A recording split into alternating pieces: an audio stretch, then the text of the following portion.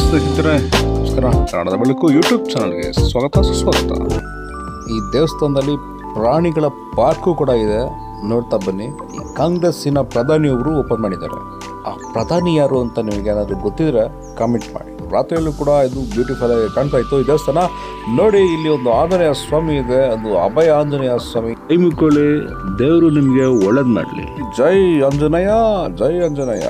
Next ನೋಡೋಣ ಬನ್ನಿ. ಇಲ್ಲೊಂದು ಅದ್ಭುತವಾದ ಇನ್ನೊಂದು ಸಾಯಿಬಾಬಾ ಟೆಂಪಲ್ ಇದೆ. ಆ ಸಾಯಿಬಾಬನ ಆಶೀರ್ವಾದ ನಿಮ್ಗೆಲ್ಲ ಇರಲಿ ಅಂತ ಸಾಯಿಬಾಬನಲ್ಲಿ ಬೇಡ್ಕೋತಾ ಇದ್ದೀವಿ. ಮುಂದಕ್ಕೆ ಬಂದರೆ ಅಲ್ಲಿ ಕೃಷ್ಣಾರ್ಜುನರ ಒಂದು ವಿಗ್ರಹ ಕಾಣ್ತು. ಕೃಷ್ಣಾರ್ಜುನರಿಗೆ ನಮಸ್ಕಾರನ ಮಾಡ್ತಾ ಮುಂದಕ್ಕೆ ಹೋಗ್ತಾ ಇದ್ದೀವಿ.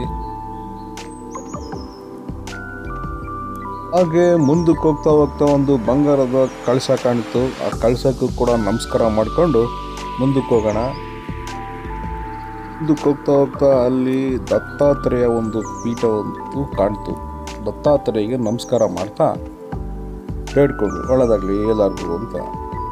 ಇಲ್ಲೊಂದು ಈಶ್ವರ ಒಬ್ಬರ ಪ್ರತ್ಯಕ್ಷ ಆಗ್ಬಿಡ್ತು. ನೋಡಿದ್ರೆ ಅದು ಕಲ್ಯಾಣಿಯ 4 ಕಡೆಗಳಲ್ಲೂ ಈಶ್ವರ ಇತ್ತು.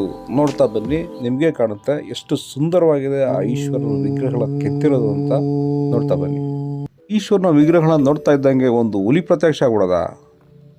ನಿಜವಾದ ಹುಲಿ ಎಲ್ಲ ಕಟ್ರಿ ಇದು. ಅವಾಗ ಹೇಳಿದ್ವಲ್ಲ ಪ್ರಾಣಿಗಳ ಪಾರ್ಕು ಅಂತ.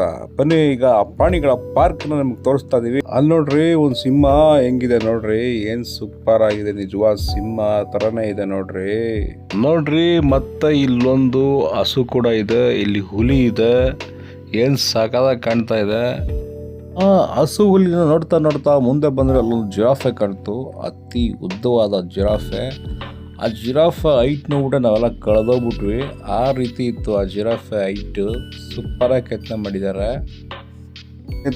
ಇದೆ ನಮ್ಮ ಈ ಪ್ರಾಣಿಗಳ ಪಾರ್ಕ್ ಅಂತ ನಿಮ್ಗೆ ತೋರ್ಸೋಕ್ಕೆ ನಾವು ಹೊರಟಿರೋದು. ಹುಲಿ, ಸಿಂಹ, ಚಿರತೆ ಎಲ್ಲನೂ ತೋರಿಸಿದ್ದೀವಿ.